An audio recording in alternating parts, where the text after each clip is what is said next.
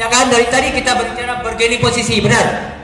Kita tidak akan pernah menjadi kekuatan kalau tanya hanya sama posisi. Kita tidak pernah menjadi kekuatan bagi kau apabila hanya dapat road. Gak usah jauh, ini sebuah anatomi. Ini menjadi itibar, ini mohon maaf, ini luar pikiran untuk jarum. Perkara bendera saja. Jakarta nggak sepakat, betul? Pertanyaan saya, apakah orang Aceh sepakat?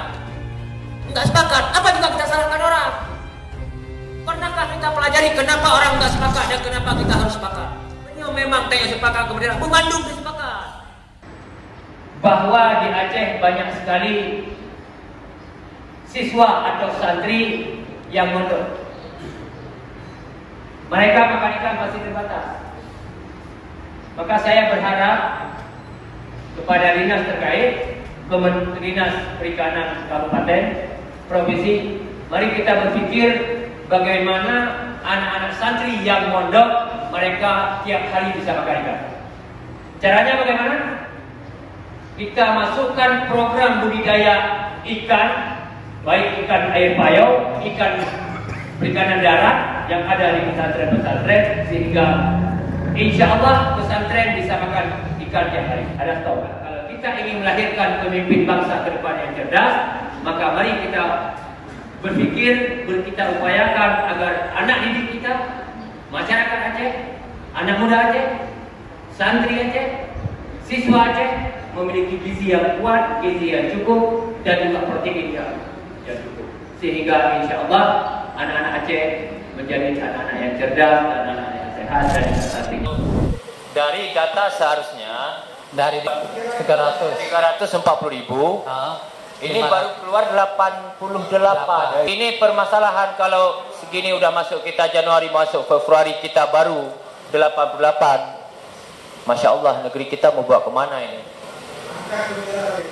Bilanglah orang Aceh ribut terus. Apa enggak ribut begini terus ini? 70 tahun sudah Indonesia merdeka. Kartu tani di Aceh baru 88. Dan ini belum terrealisasi, nol, masih nol. Jadi kita coba kita tinggalkan orientasi fee, tapi orientasi pada output. Saya pikir ini ya dapat saya sampaikan. Saya kagum kepada Pak Sarwiko dengan semangatnya yang luar biasa. Cuma Pak janji 100 hari itu menyangkut data belum clear juga kami dapatkan. Ya 100 hari. 100 hari kan janji Pak. Nah, jadi kita perlu Januari ya. Jadi Pak tolong itu juga agar kita begini Pak melakukan suatu program berdasarkan fakta, berdasarkan data real. Karena sesuatu yang kita mulai dengan retorika, outputnya juga retorika. Sejak tahun 2015, ini jawaban kemarin saya terima.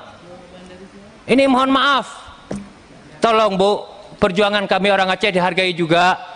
Janganlah, sejak tahun 2015 permintaan ini tidak tercover. Padahal mohon maaf ini, mohon perhatian kita semua dan seluruh anggota Dewan Komisi 4 dan Kementerian. Kalau kita rujuk dari perjanjian damai antara Gerakan Aceh Merdeka, ada sebuah poin di mana 133 kami berhak mengelola hutan sendiri. Itu perjanjian GAM dengan RI dan dijawab oleh pemerintah Republik Indonesia dengan Undang-Undang Pemerintahan Aceh, di mana pada pasal 150 disebutkan pemerintah Indonesia menugaskan pemerintah Aceh untuk melakukan pengelolaan kawasan ekosistem loser di wilayah Aceh dalam bentuk perlindungan, pengamanan, pelestarian, pemulihan fungsi kawasan dan pemanfaatan secara lestari. Pak Ketua, tadi saya sudah serahkan surat gubernur sejak permintaan tahun 2015. 3 surat gubernur sudah ke. Ini permintaan terakhir Bu Menteri, karena sejak tahun 2015 sudah. Terima kasih. Jadi produksi gas yang kami berikan dari Aceh, Aceh rugi 65 miliar per tahun. Maka saya minta kepada Pak Dirjen Kementerian agar memperhatikan kerugian Aceh 65 miliar per tahun akibat kami menjual gas kepada PIM. Kalau tidak, kami Aceh tidak sepakat memberikan gas ke PIM karena akan kerugian daerah kami 65 miliar per tahun. Tapi kami sepakat agar PIM hidup, pupuk juga diberikan dengan persentase yang lebih tinggi kepada Aceh. Ini saya mohon Pak, karena ada industri PIM di Aceh tapi pupuk bermasalah di Aceh. Ini harapan kami, bagaimana skema yang kita berikan kemudian persentase yang lebih tinggi agar PIM bisa hidup, masyarakat juga tidak bermasalah. Sebagaimana kita pahami bersama bahwa di Aceh ada sebuah undang-undang khusus. Kalau kami orang Aceh mengatakan itu undang-undang dasar bergabungnya atau bersamanya Aceh dengan Indonesia Raya. Di mana Undang-Undang Nomor 11 Tahun 2006 adalah undang-undang yang dilahirkan oleh Parlemen yang terhormat ini, yaitu undang-undang yang lahir berdasarkan perjanjian-perjanjian damai antara Gerakan Aceh Merdeka dengan pemerintah Indonesia. Maka oleh karenanya pada kesempatan yang berbahagia ini kami memohon dan berharap agar setiap undang-undang yang bersifat general juga memperhatikan sifat-sifat khusus yang ada dalam undang-undang otonomi, sehingga kewenangan-kewenangan yang diberikan oleh pemerintah Indonesia kepada daerah sehingga tidak kekang oleh undang-undang lainnya. Kita sebagai bangsa, kita sebagai pemimpin bertanggung jawab bagaimana Republik ini menjadi negara yang hebat, negara yang mandiri. Penegakan hukum itu tegak lurus. Mungkin ada permainan-permainan sengaja selama ini dibuat hukum peraturan tentang limbah ini mengambang agar tidak tegak lurus, sehingga bisa terjadi permainan-permainan. Maka oleh karenanya saya hanya menyarankan kepada Pak Ketua untuk bisa memanggil kementerian terkait biar konkret ini. Karena saya lihat dari tadi mereka minta agar kepastian hukum, seolah-olah negara yang sudah 70 tahun merdeka ini belum jelas hukumnya. Sekarang saya berada di daerah konservasi Tamling, Lampung. Dan ini di pinggir di kawasan laut Tamling, kita melepaskan lobster-lobster yang didapat oleh masyarakat. Dengan sukarela mereka melepaskan kembali ke laut. Ini kita berharap untuk menjaga keseimbangan alam. Nah, ini lobster yang bertelur, kita akan kembalikan ke laut. Dan saya berharap juga di Aceh, di mana yang kita cukup banyak lobster, kita menjaga keseimbangan alam yang bertelur. Mari kalau dapat kita lepaskan lagi ke laut.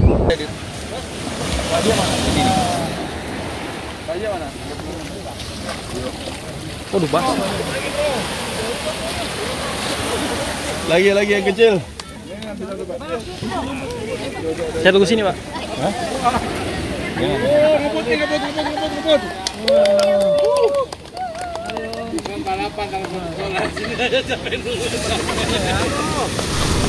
Dia punya alat tersendiri sehingga kita bebas dari sampah plastik ini. Luar biasa, semakin hari semakin canggih. Ini tanpa menggunakan polybag. Berarti dia punya alat tersendiri yang dicetak begini jadinya. Nah, ini mampu untuk bertahan sampai hari ini di Bangka Belitung sudah 4 tahun, sudah berbuah dari tambang. Bahannya apa? Nah, bahannya kalau di sini kotoran gajah dari bantuan Kepala Tanah Nasional Wali Kambas dan Salimah, Pak. Tapi kok di tempat lain Bapak bisa menggunakan kotoran sapi. Ya, perbandingannya yang sudah fermentasi 70%, yang 30% memakai yang masih agak beraroma sedap. Setelah kita cetak tanah, kita semai, ini mesin pencetaknya. Ini lebih simple, lebih hemat, juga lebih bersih, tanpa polybag. Ini patut dicontoh di Aceh. Ada sekitar 9.000 lahan pertanian yang begitu subur tetapi tanpa air. Ada daerah yang punya jaringan tersier tapi tidak punya irigasi. Contoh, saya pernah lapor sama Pak Dirjen PSP, itu irigasi Krumpase. Itu masih menggunakan irigasi waktu masih Belanda dulu. Irigasi Krumpase itu mengalir 8.922 hektar untuk termasuk ke Kabupaten Aceh Utara dan Luk Semawe. Dia punya jaringan tersier sudah ada, Pak Menteri, tetapi irigasinya ini tidak bagus.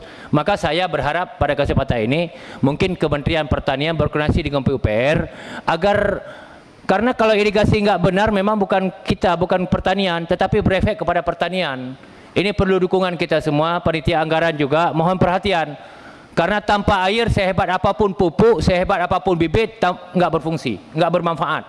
Maka saya sekali lagi pada kesempatan ini saya berharap mari kita optimalkan jaringan air kepada petani dan insya Allah semoga pupuk juga bermanfaat, bibit juga bermanfaat.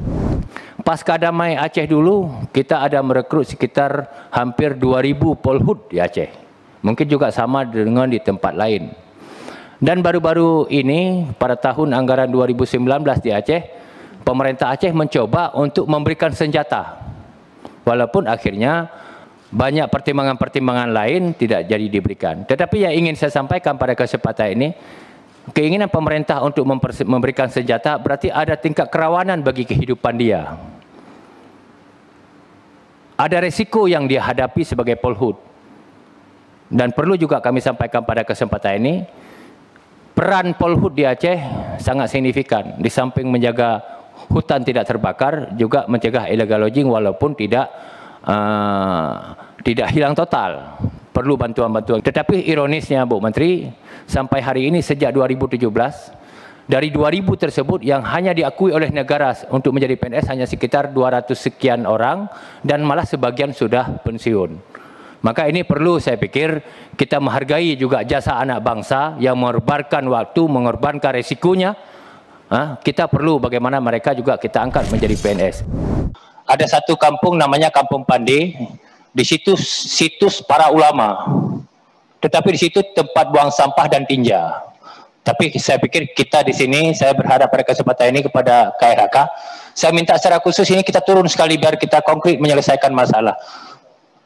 Jadi kita minta ini melalui Pak Sekjen berikan ruang waktu kita turun ke sana, mewakili kita, saya juga akan hadir, kita akan selesaikan konkret di lapangan ketimbang demo yang enggak berujungnya selesainya kapan.